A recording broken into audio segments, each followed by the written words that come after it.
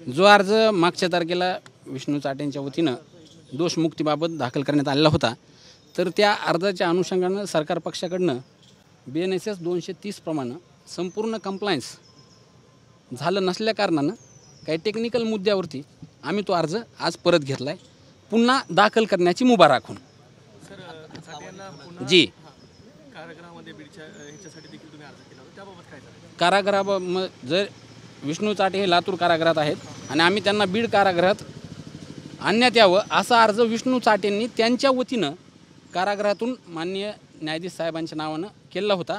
तर तो जो अर्ज आहे त्या अर्जावर आणखी आदेश झाला नाही, तो आदेश होईल असं साहेबांनी सांगितलं. ते त्याबाबतचं जे म्हणणं आहे तर त्याबाबतचं म्हणणं दोन्ही पक्षाकडनं मागच्या तारखेला त्यावरती युक्तिवाद झालेला आहे.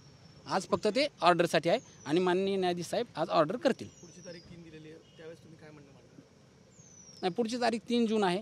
त्या दिवशी जे आहे तर त्या दिवशी जे काय आमची तयारी होईल त्याप्रमाणे मान्यवर न्यायालयात दाखल करू.